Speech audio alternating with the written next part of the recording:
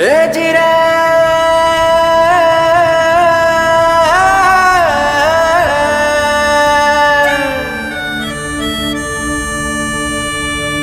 लीली लीली मणि झरे निशितले निचाय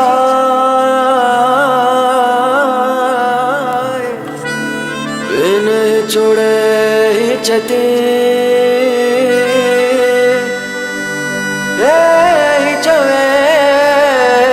नो भाई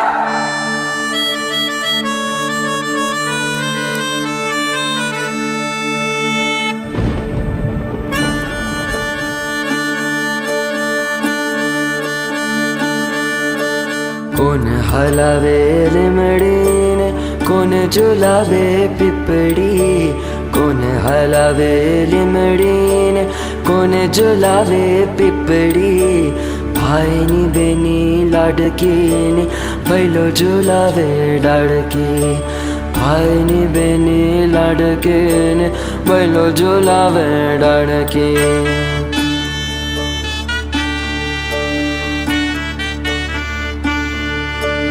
कौन हलावे लिमड़ीन कौन झुलावे पिपड़ी कौन हलावे लिमड़ीन कौन झुलावे पिपड़ी भाई नी बेनी लाडकी ने भैलो झुलावे डाड़की भैलो झुलावे डाड़की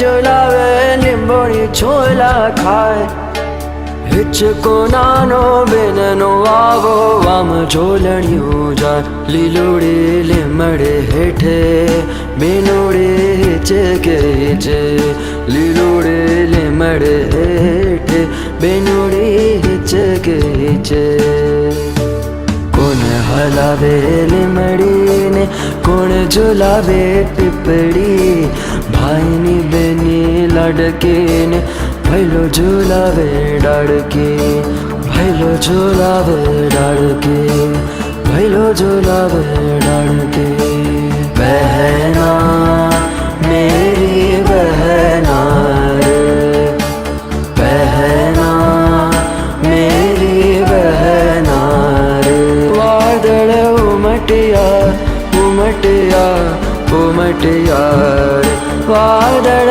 उमटिया उमटिया उमटिया रे बहना मेरी बहना रे बहना मेरी बहना रे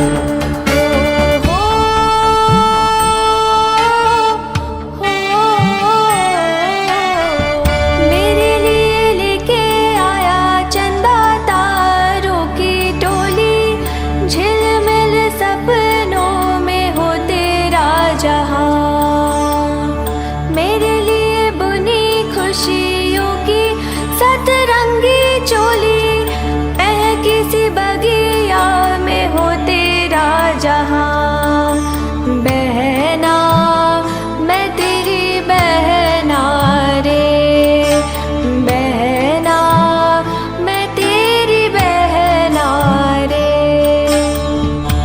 ओ पंखीड़ा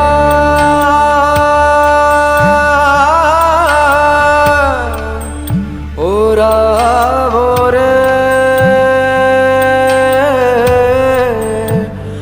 ओ रावो रे आज ही छोड़ो बेनने तारा हित खाया न जाए मिठड़ो आयो आज बेनी तारा हिचके बेसी जा कोयल ने मोरल बोने बेनी नो हिचको डोले कोयल ने मुरला बोले बेनीनो हिचकू डोले।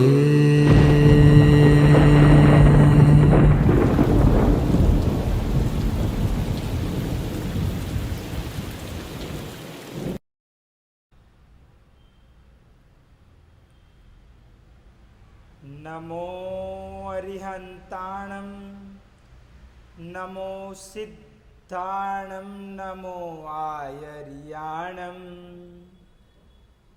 नमो वज्जायाणं नमो लोये सव्वसाहुणम्। एषो पंचनमुकारो सव्वपावपणासनो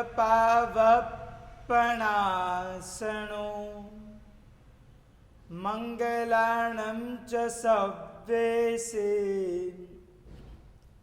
पद्मं हवै मंगलम्।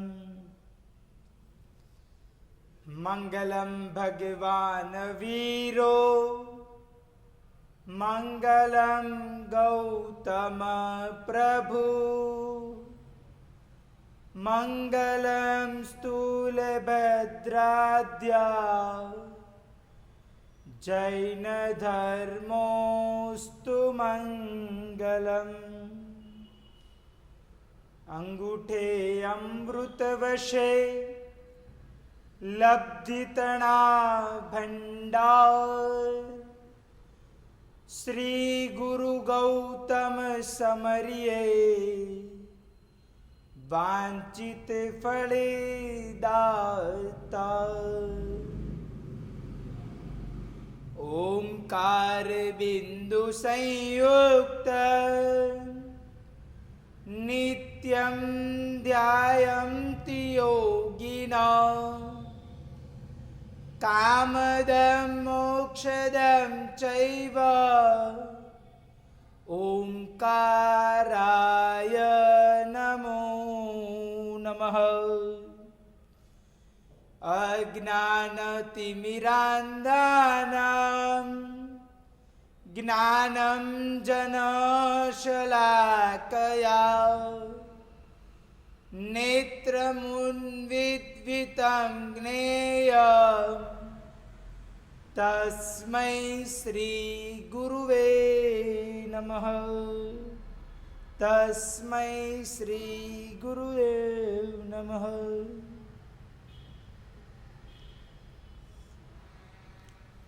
धर्म जिज्ञासु भाइयों और बहनों, आज का दिन परम पवित्र माना जाता है, क्योंकि आज का दिन यानी श्रावण सुद पूर्णिमा का दिन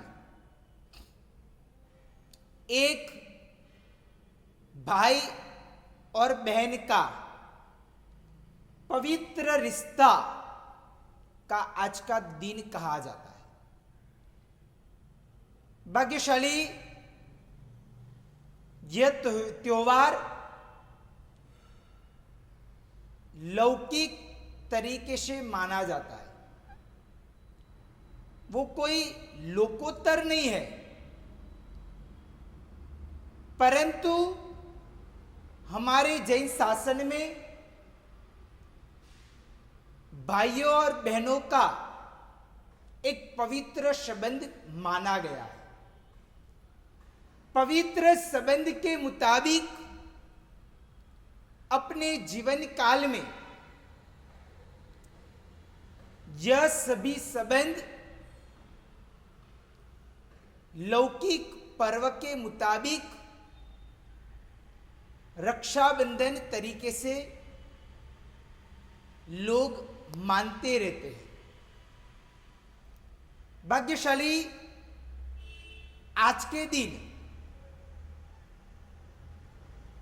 बहन भाई को राखड़ी, रक्षा पोटली इत्यादि बांधते हैं और ये बांधते हुए बहन ये धागे के माध्यम से भाई को एक जवाबदारी सौंपती है कि जब बहन के जीवन काल में कोई आपत्ति आए, तकलीफ आए, कोई विकट परिस्थिति आए, तब यही भाई कभी भी बहन के साथ खड़ा रहेगा और भाई भी बहन को कुछ सुकन स्वरूप, कुछ भेंट, सौगात या फिर कोई लिफाफे कवर के अंदर कुछ सुकन स्वरूप यथाशक्ति कुछ देता है। इस प्रकार यह रक्षाबंधन का त्योहार मनाया जाता है। परंतु भाग्यशाली ये त्योहार ऐसा बहुत छोटा लगे परंतु बहुत मार्मिक कहा जाता है। भाई बहन का इस त्योहार एक रक्षाबंधन तो कहा जाता है, परंतु साल के अंदर भाई और बहन के पवित्र संबंध को यादगार रखने के लिए उनको एक प्रकार से कहा गया है कि लोकोत्तर यानी कि जैन धर्म के मुताबिक दीपावली के पश्चात एक भाई दूज का त्योहार कहा गया है, यानी कि वो दिन को विशेष करते हुए भाई बहन को और बहन भाई को याद करता है। परंतु कहा जाता है कि जब बहन ससुराल के अंदर जाती है तब भाई की जवाबदारी विशेष बढ़ जाती है। जब जब भी ससुराल के अंदर जाने के पश्चात बहन के जीवन काल में कोई तकलीफ आए, आपत्ति आए, ऐसी कोई परिस्थिति का निर्माण हुए और पिताजी की गैर मौजूदगी है, तब भाई के ऊपर बहुत बड़ी जवाबदारी आती है। भाई को खास याद रखना चाहिए कि बहन मेरी है और मेरी बहन का ध्यान मुझे रखना है। इस प्रकार की एक आत्मीय भाव, लागणी और स्नेह के भाव आने का प्रयत्न होना चाहिए। बाकी तो कुछ रक्षाबंधन और भाई दूज को ही सिर्फ बहन भाई या तो भाई बहन को याद करे, वहां तक सीमित यह संबंध, यह त्योहार नहीं होना चाहिए। पूरे साल के दौरान महीने के 30 दिन, साल के 360 या 65 दिन जरूर भाई को बहन की खबर अंतर पूछनी चाहिए। कोई बार तकलीफ होवे कोई भी प्रकार की, तब वो बहना अवश्य में अपने भाई को ही याद करेंगे, क्योंकि कभी भी जीवन में कोई भी तकलीफें आए तब उसके मन के अंदर एक भावना रहती है कि कुछ भी होगा तो आखिर में मेरा भाई तो है मेरे पास। ऐसी प्रकार की एक भावना ये बहन के अंदर कभी भी रहती है। तो हर भाइयों को अपने बहन की एक प्रकार की फर्ज समझना चाहिए, कर्तव्य समझना चाहिए।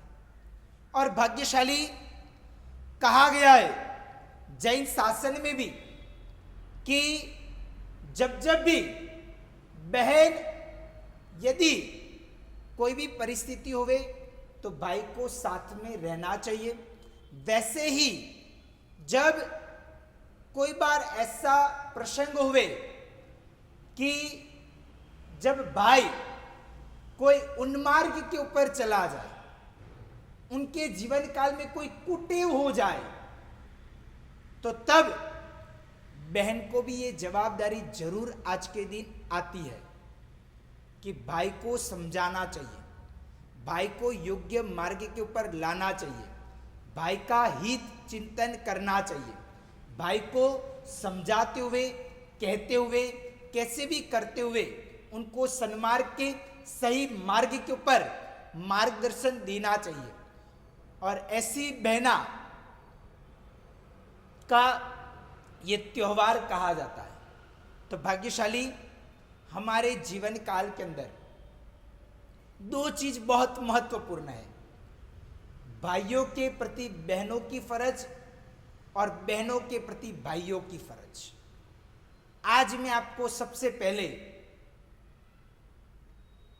बहनों को भाइयों के प्रति क्या फर्ज होनी चाहिए वो मैं आज आपको समझा रहा हूं। तो सबसे पहले एक उदाहरण के माध्यम से कह रहा हूं। एक बार ऐसा हुआ कि पिताजी की गैर मौजूदगी थी और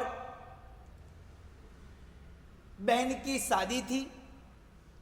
बहन की शादी बहुत अच्छी तरह से मनाने का प्रयत्न किया, परंतु भाई कुछ अलग ही मिजाज वाला था और भाई ने बहन को कर्यावर के अंदर जो भी कुछ देना होता है उसमें बहन को आशा थी कि भाई कुछ ना कुछ देगा, परंतु भाई ने क्या किया, तो बहन को रुई भरा हुआ बैलगाड़ा भेंट में दे दिया। बोला कि मुझे क्या मालूम तुझे कैसा ड्रेस, कपड़े इत्यादि बनाना है, इसलिए रुई दे देता हूँ, रुई में से ही कपड़े बनते हैं, इसलिए मैं तुझे ये दे देता हूँ। तो अभी बहन ने संभाव पूर्वक सहन किया कि कोई बात नहीं, वक्त आएगा और वक्त के ऊपर ही बहन को भाई को समझाना चाहिए, उनको सही सिखामण देनी चाहिए, उनको सन्मार्ग के ऊपर लाना चाहिए। और इसीलिए बहन ने देख लिया कि कोई बात नहीं, भाई ने जो दिया वो स्वीकार कर लिया।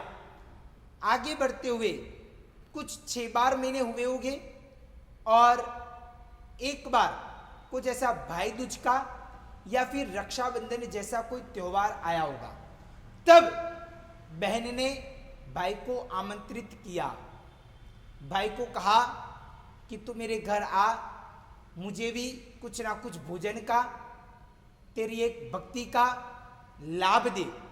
तब अति आग्रह के कारण भाई बहन के वहां पहुंचा और पहुंचने के बाद बहन ने क्या किया, भाई को समझाना था, सही सिखामण देनी थी, इसलिए जब भोजन करने के लिए भाई को बिठाया तब सामने थाली के अंदर अलग अलग प्रकार की कटोरियां रखी थी। एक के अंदर गेहूं रखा, दूसरे के अंदर मूंग रखा, तीसरे के अंदर कोई बाजरी रखी, चौथे के अंदर घी रख दिया, पांचवें के अंदर मिर्ची रख दी, छठे नंबर के अंदर कुछ नमक रख दिया। इस प्रकार अलग अलग चीज रख दिया और इस प्रकार भाई को कहा कि देख, तेरे को रोटी खानी या फिर कोई परोठा खाना, क्या खाना है वो मुझे मालूम नहीं, तुझे क्या अच्छा लगता है, इसलिए ये रोटियां परोठा इत्यादि इसमें से बनते हैं, तो एक काम कर, वही मूल चीज मैं तुझे दे दिया, इसलिए इसमें जो तुझे खाना है वो खा ले। और भाई की अक्ल ठिकाने के ऊपर आ गई। भाई को लग गया कि हाँ, वो दिन मैंने ऐसा गैर वर्तन किया था, यानी कि मैंने वो कपड़े की जगह पे, सोना चांदी इत्यादि की जगह पे, मैंने कपड़े और पोशाक की जगह पे रुई भरा हुआ बैलगाड़ा दिया था ना, तो बहन ने भी सही सिखामण मुझे योग्य समय के वक्त दी और बाद में भाई ने कह दिया बहन को, मेरी गलतियां हो गई तो मुझे माफ कर दे। तब बहन ने कहा कि भाई माफ़ी है, कोई मना नहीं है, पर तू योग्य मार्ग के ऊपर तुझे लाने की जवाबदारी मेरी भी है। और इसलिए बहन ने भाई को योग्य मार्ग के ऊपर लाने का प्रयत्न किया। तो भाग्यशाली, वैसे दोनों की जवाबदारियां आज के दिन बढ़ती है, दोनों को अलग अलग प्रकार की जवाबदारियां रहती है। इस प्रकार अपने जीवन काल के अंदर शायद भाई बड़ा हो और बहन छोटी हो, तो अभी भाई यदि कोई गलत मार्ग के ऊपर हो ना, तो बहन अवश्य में भाइयों को समझाना चाहिए, कहना चाहिए मैं तेरी बहना हूं, तुझे योग्य मार्ग के ऊपर लाना चाहती हूं। और इस प्रकार कहते हुए, समझाते हुए उनको योग्य मार्ग के ऊपर लाना चाहिए। और ऐसे करते हुए भाई को सही सिखावण देनी चाहिए। भाग्यशाली, इस प्रकार हमें अपने जीवन काल के दौरान आज सभी बहना को मैं कहना चाहता हूं कि यदि आपका भाई कोई व्यसनी है, कोई कूटे वाला है, तो यदि कोई वो लिफाफा दे या तो फिर अन्य प्रकार की भेंट सौगात दे, तो बोल देना कि ये मुझे चीज नहीं चाहिए, यदि तुझे देना ही है तो तू ये व्यसन मुक्त हो जा। तुझे तेरे जीवन काल के अंदर ये जो कूटे हुए गंदी टेव है, ये जो नहीं होनी चाहिए, वो छोड़ दे। यदि तू अधर्मी है, नास्तिक है, तो तू आस्तिक बनने का प्रयत्न कर। यदि तू परमात्मा को दर्शन नहीं करता है, तो कल से या तो आज से ही तू परमात्मा के दर्शन करने की एक शुरुआत कर। यदि तू परमात्मा की पूजा नहीं करता, सिर्फ दर्शन करता है, तो तू आज से ही परमात्मा की जिनेश्वर तीर्थंकर भगवान की पूजा कर। और इस प्रकार उनको प्रतिबोधित करते हुए योग्य सन्मार्ग के मार्ग के ऊपर लाना चाहिए। ये जवाबदारी आज सभी बहनें की बनती है। इसलिए भाग्यशाली, मैं सभी बहनों को आग्रह भरते हुए विनती कर रहा हूं, कह रहा हूं कि आप यदि कोई भाइयों से मांगो ना, तो ऐसी प्रकार की चीज मांगना कि भाई भी पूरी जिंदगी भर आपको याद करे कि नहीं, बहन हो तो ऐसी प्रकार की बहना होनी चाहिए। कहा जाता है कि बहन कैसी होनी चाहिए, तो बोला गया है कि उजम फई की तरह, यानी कि उजम बहन हो गई, उनकी तरह वो बहना होना चाहिए। ऐसा हुआ था उजम बहन के जीवन काल के अंतर्गत कि बढ़िया से उनकी लाइफ चल रही थी, परंतु अचानक कोई कारणों पिताजी का आयुष्य परिपूर्ण हुआ और पिताजी का देहांत हो गया। बहुत दुख लगा। बड़ी बहन थी, छोटा भाई था, घर के अंदर माता थी, और सभी जवाबदारी, कहा जाता है कि घर की सभी जवाबदारी जो पुरुष वर्ग होता है वो ही निभा सकता है, उनके ऊपर आती है। इस प्रकार जब पिताजी गुजर गए तो जवाबदारी आई भाई के ऊपर। भाई छोटा था, दुकान, व्यापार इत्यादि जो भी था वो भाई संभालने लगा। जो भी पढ़ाई इत्यादि थी वहाँ पे उसने छोड़ दी और बाद में दुकान को संभालने का प्रयत्न करने लगा, क्योंकि दुकान संभालना भी बहुत जरूरी था, पिताजी थे नहीं। तो भाई ने दुकान संभालना शुरू कर दिया और दुकान संभालते संभालते हुए देव गुरु की कृपा से अच्छी कमाई भी हुई, बहुत बढ़िया वाला धंधा बिजनेस चलने लगा, व्यापार इत्यादि चलने लगा, अच्छे से अच्छे कमाई होने लगी। और धीरे धीरे करते करते हुए बहना बड़ी हो रही है, योग्य उम्र की आई है, शादी विवाह की उम्र की आई है। उनके लिए अच्छा सा बढ़िया वाला जो पानीदार लगे, अच्छा वाला लगे, ऐसा प्रकार का लड़का भी ढूंढ लिया जो सुखी संपन्न था।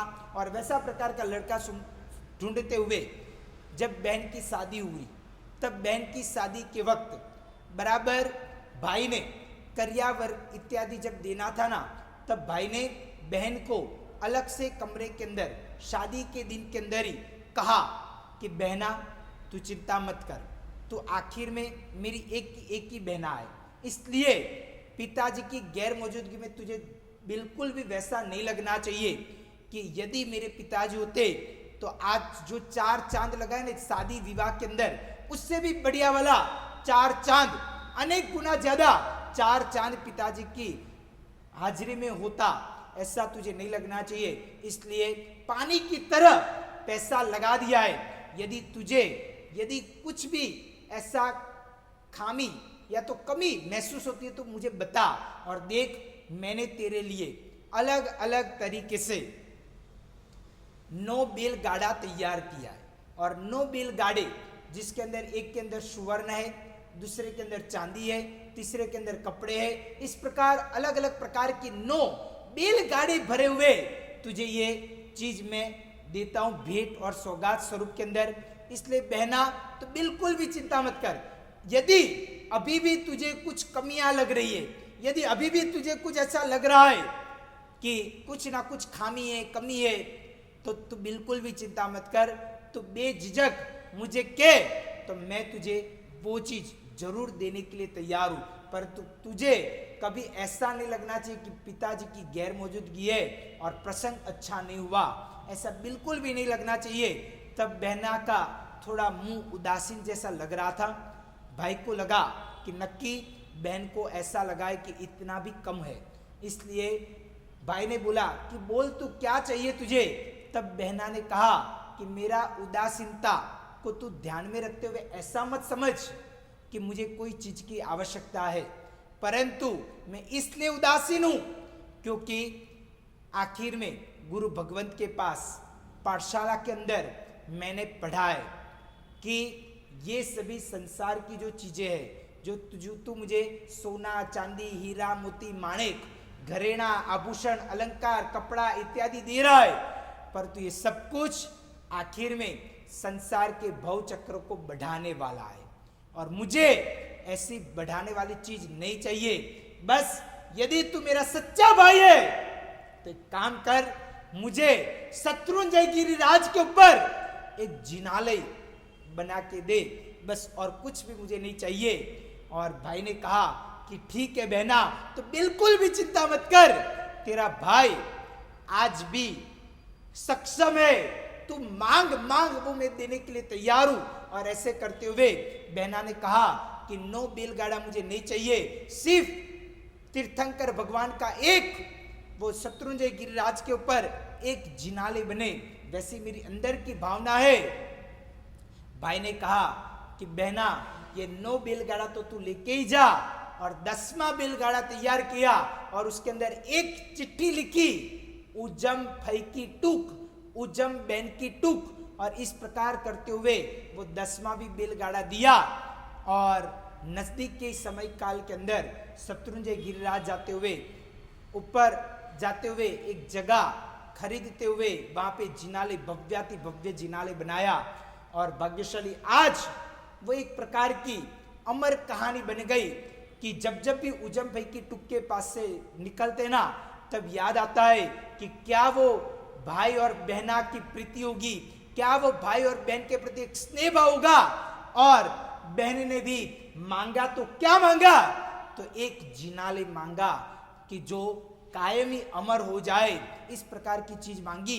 तो मैं भी आप सभी बहना को यही कहना चाहता हूं कि यदि मांगना ही हो ना, तो ऐसी कोई चीज मांगो कि जो कायमी भाई आपको याद रखे कि पिछले या तो इतने साल पहले रक्षाबंधन के अंदर या तो भाई दूज के अंदर बहना ने मेरे पास ये चीज मांगी थी, और इस प्रकार वो पवित्र त्योहार अमर हो जाए, ऐसी प्रकार की चीज आज के दिन मांगने का प्रयत्न करना चाहिए। तो भाग्यशाली ये चीज अपने जीवन काल के अंदर अवश्य में ध्यान रखना चाहिए। बाकी तो जो बहनें भाइयों को जिम्मने हाथ के ऊपर आज के दिन रक्षाबंधन के त्योहार के दिन कुछ राखड़ी या रक्षा पोटली या कुछ ना कुछ चीजें बांधती है, तो वो एक प्रकार से धागे के द्वारा बना हुआ है, परंतु धागा का भी बहुत बड़ा महत्व हमारे जीवन काल के दौरान कहा जाता है। भाग्यशाली याद करो, जब हमारा जन्म हुआ था ना, तभी भी हमें कोई ना कोई प्रकार का नजर नहीं लग जाए ना, उसके लिए धागा बांधा जाता है। उसके अलावा जो भी प्रकार के हम कपड़े पहनते हैं ना, तो वो भी धागे के द्वारा ही बनता है। भाग्यशाली जब जन्म से लेते हुए मृत्यु के बीच में व्यक्ति का जीवन देखा जाए तो धागे के बीच में ही कहा जाता है, यानी कि जब व्यक्ति मृत्यु प्राप्त करता है ना, तभी भी धागे का इस्तेमाल किया जाता है, यानी कि हर तरीके से वहां पे जीवन काल के दौरान धागा का इस्तेमाल होता रहता है। इसलिए हमें अपने जीवन काल के दौरान ये धागे को याद रखते हुए जीवन काल को, ये भाई और बहन के पवित्र रिश्तों को याद करना चाहिए, उसको समझना चाहिए, और वो जो भी प्रकार की जवाबदारियां है वो जवाबदारी को याद करते हुए उसको निभाना चाहिए। और वो निभाओगे तो ही वो आज का या रक्षाबंधन या तो भाई दूज, जो भी त्योहार आप मनाते हो ना, वो सार्थक तब भी ही बन पाएगा कि ये रिश्ते को पवित्र तरीके से आप निभाओगे। भाग्यशाली कहा जाता है कि देखो, श्रीपाल महाराजा और मैना सुंदरी के जीवन काल के दौरान भी क्या हुआ था, तो कहा जाता है कि जब मैना सुंदरी को प्रजापाल नाम के राजा ने कोढ़ी व्यक्ति के साथ, यानी कि एक प्रकार से उम्बर राणा के साथ उनकी शादी करवाई, तब बराबर मैना की माता को बहुत दुख लगा, और वो दुख दूर करने के लिए आखिर में वो कहाँ पे गई, तो कहा जाता है कि अपने भाई के वहां आखिर में अपने भाई को याद किया कि बस मेरा भाई है ना, चलो मैं उनके पास जाती हूँ। और इस प्रकार भाई वैसे पुण्यपाल के वहां वो पहुंच गई, और इस प्रकार का प्रसंग हुआ। यानी कि शॉर्ट में कहने का मतलब, बहन के जीवन काल के अंदर जब जब भी कोई भी आफत आती है, कोई तकलीफें आती है, कोई ऐसी परिस्थिति का निर्माण होता है, तब वो आखिर में अपने दिल के अंदर, मन के अंदर वो अपने भाई को याद करती है कि चलो मेरा भाई सक्षम है, तो कुछ ना कुछ उसके द्वारा हेल्प मिलेगी, उसके द्वारा कोई ना कोई प्रकार का अच्छा कार्य होगा, ऐसी प्रकार की आशा अंदर से थोड़ी बहुत रहती है। तो वो भाइयों को वो फर्ज समझना चाहिए कि बहन के जीवन काल के अंदर तकलीफ आए ना, तब कभी भी आधी रात को भी यदि खड़ा रहना पड़े ना, तो भी तैयार रहना चाहिए। और ऐसा प्रकार का भाई और बहन का ये संबंध कहा जाता है। भाग्यशाली हमारे जैन शासन को टटोलते हैं ना, तो उसमें एक दृष्टांत मिलता है।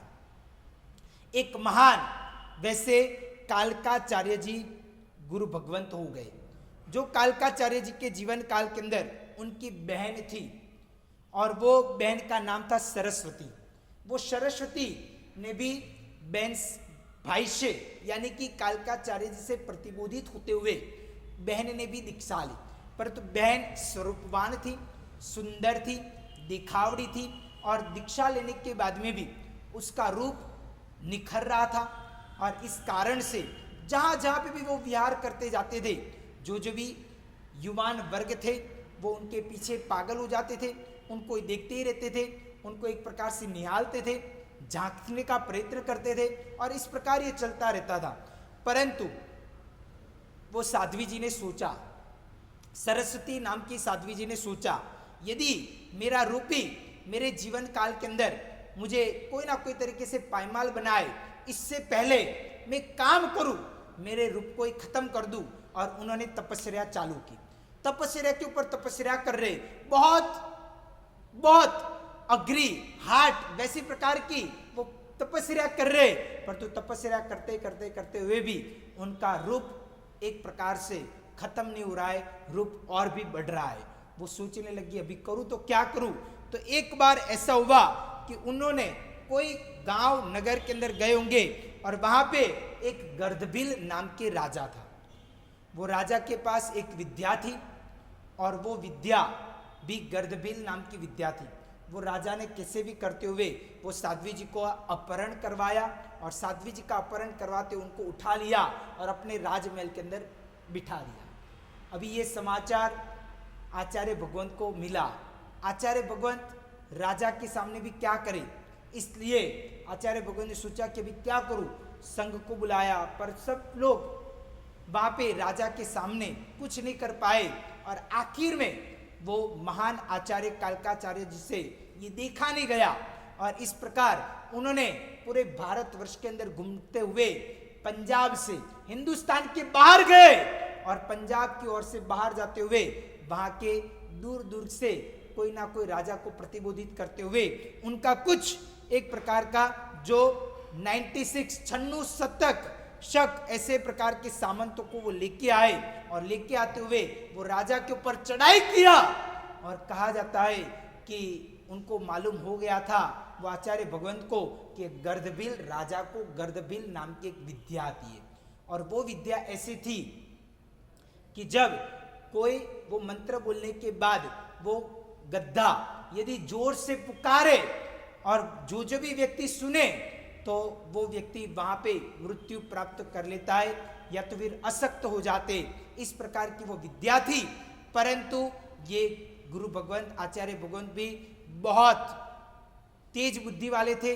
उन्होंने तुरंत एक काम किया, जितने भी सैनिक वर्ग इत्यादि थे सबको बोल दिया कि जैसे वो गद्दा सुबह के समय के दौरान यदि मुंह खोले ना तुरंत ही निशानेबाज वैसे सैनिकों के माध्यम से तीर कांटे के माध्यम से वो तीर छोड़ने का प्रयत्न किया, और सभी ने एक साथ में तीर उसके मुंह के ऊपर छोड़ा और उसका मुंह जो बोलने के लिए गद्दा जोर जोर से बोलने के लिए खोला और उसके अंदर तीर चले गए और वो गद्दा बोल नहीं पाया, और बाद में युद्ध करते हुए वो राजा को जीत लिया और राजा हार गया।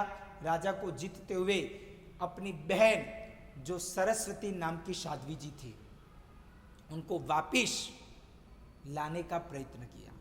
भाग्यशाली इसलिए कहा जाता है कि भाइयों की बहुत बड़ी आज से जवाबदारी बढ़ती है, इसलिए हमें अपने जीवन काल के दौरान इस प्रकार बहनों के प्रति जो भी हमारी फर्ज है जवाबदारी है उसको जरूर निभाने का प्रयत्न करना चाहिए। भाग्यशाली वैसा ही एक प्रसंग हुआ था साध्वी जी सुक्कू मालिका का। उनके भी जीवन काल के अंदर क्या हुआ, तो वो भी स्वरूपवान थे, रूपवान थे। उनके दो सगे भाई थे। भाइयों ने दीक्षा ली, बहन ने भी दीक्षा ली। तीनों तीन अलग अलग जगह पे विचरते थे, चतुर्मास इत्यादि करते थे। दोनों भाइयों बहन की रक्षा करते थे। बहन को कभी आंच नहीं आनी चाहिए, बहन को कोई तकलीफ नहीं होनी चाहिए। और साध्वी जी भगवंत यानी कि विशेष जवाबदारी बढ़ गई कि अभी तो कोई प्रकार की तकलीफें नहीं आनी चाहिए, और इनको ध्यान में रखते हुए वो दोनों जो गुरु भगवंत थे, मुनि भगवंत थे, वो बहुत कुछ ध्यान रखते थे। परंतु एक बार ऐसा हुआ कि उन्होंने सुकुमालिका नाम की साध्वी जी ने अपने रूप को दूर करने के लिए, अपने रूप को जितना निखर रहा था ना उससे कुरूप इत्यादि करने के लिए, और उन्होंने तपस्या आदि वगैरह शुरू किया। तपस्या शुरू किया ताकि मेरा जो भी एक प्रकार का रूप खिल रहा है तो वो कम हो जाए। इसलिए उन्होंने तपस्या की। तपस्या के पारने तपस्या कर रहे, धीरे धीरे करते हुए सुख लकड़ी होने लगे, दुबले पतले होने लगे, परंतु उनका रूप अभी भी जबरदस्त था, स्वरूपवान वो लग रहे थे। और इस प्रकार एक बार ऐसा हुआ कि विहार करते वक्त उनको कोई ना कोई प्रकार की अशक्ति इत्यादि आने के कारण वो अचानक वहाँ पे नीचे गिरे, वहाँ पे सो गए। तब दोनों भाइयों ने, भाई महाराज साहब ने सोचा कि बहना को कोई ना कोई अशक्ति आई, अभी जग जाएगी, परंतु थोड़े समय के बाद देखा तब भी जगी नहीं और वो बेहोश वो साध्वी जी भगवंत हो गए थे। परंतु दोनों भाई महाराज साहब उनको लगा कि ये साध्वी जी महाराज साहब का काल धर्म हो गया है, यानी कि वो इधर से चले गए, ऐसा मानते हुए उन्होंने इस प्रकार ये जो बॉडी थी उसको वहाँ पे वो शिरे करते हुए और वो दोनों भाई महाराज साहब निकल गए। आगे बढ़ते बढ़ते हुए एक बार ऐसा हुआ कि जब वो साध्वी जी महाराज साहब को ऐसे छोड़ दिया था, उनके अंदर जब जागृति आई, जब वो बेहोश में से जागृत हुए और तब देखा तो पास में से कोई सुभट इत्यादि जा रहा था, कोई व्यक्ति जा रहे थे। उनको भी ये कन्या यानी कि साध्वी जी स्वरूपवान लगे और उनको उठाते हुए घर के अंदर लेके गए, और घर में लेके जाने के बाद उनको कहा कि तुम मेरी पत्नी बन जाओ। और आखिर में साध्वी जी ने सोचा कि आखिर में मेरे नसीब में, मेरे भाग्य में मैं कितना भी तपस्या करूं ये तप को, ये रूप को दूर करने के लिए, परंतु अभी क्या करूं, पर तो अभी रूप दिन प्रतिदिन निखर रहा है। और आखिर में उन्होंने सोचा कि मेरी भवितव्यता संसार के अंदर ही होगी, और वो संसार के अंदर चले गए। अभी हुआ ऐसा कि थोड़े दिन या तो महीने के पश्चात ऐसा हुआ कि दोनों भाई महाराज साहब विचरते विचरते वही नगरी के अंदर आए और गोचरी के लिए निकले। गोचरी लेने के लिए वही सुभट या वही व्यक्ति के वहां पहुंचे कि जहां पे वो अपनी बहनें जिन्होंने संसार मांड दिया था, यानी कि संसार की शुरुआत कर दी थी, और वहां पे पहुंचते हुए धर्मलाप करते हुए वहां पे प्रवेश किया। और जो सुकुमालिका जो साध्वी जी थे संसार में आ गए और उन्होंने पात्रे के अंदर लड्डू वेराने का प्रयत्न किया, और लड्डू 1 2 इस प्रकार वेरा रहे, और वेराते वेराते हुए पात्रा भर गया, परंतु वो साधु भगवंत बस इतना ही खपे इस प्रकार मना नहीं करते, और धीरे धीरे ये पात्रा बढ़ गया। वो सुकुमालिका जो थे उन्होंने ऊपर देखा, अपने जो भी 2 साधु भगवंत थे वहां पे देखा, और देखते हुए कहा कि आप साधु होते हुए मेरे सामने देखते हो इस प्रकार अच्छा लगता है क्या है? इस प्रकार कहा, ये बिल्कुल भी अच्छा नहीं है, आपको थोड़ा समझना चाहिए कि इस प्रकार स्त्री के ऊपर दृष्टि इस प्रकार लगा रहे हो। और तब वो दोनों भाई महाराज साहब ने यानी कि साधु भगवान ने कहा कि और तो कुछ नहीं, हम आपके ऊपर कोई गलत नजर से नहीं देख रहे, परंतु हमारे साथ में भी आपकी तरह कोई बहना थी, सेम टू सेम आपकी तरह लग रही थी, और इसलिए हमें आपको देखते हुए हमारी बहने को हम याद करने लगे, इसलिए ये चीज याद आई। और हमारी बहना ने साध्वी जी बने थे, उनका नाम सुकुमालिका साध्वी जी था, दीक्षांगीकार की थी, वो भी स्वरूपवान थे, परंतु तपस्या इत्यादि के पश्चात वो कोई कारण से काल धर्म इत्यादि हो गया। इस प्रकार उनको हमने जंगल इत्यादि के अंदर परख लिया था और हम निकल गए थे, इस प्रकार की बात कही।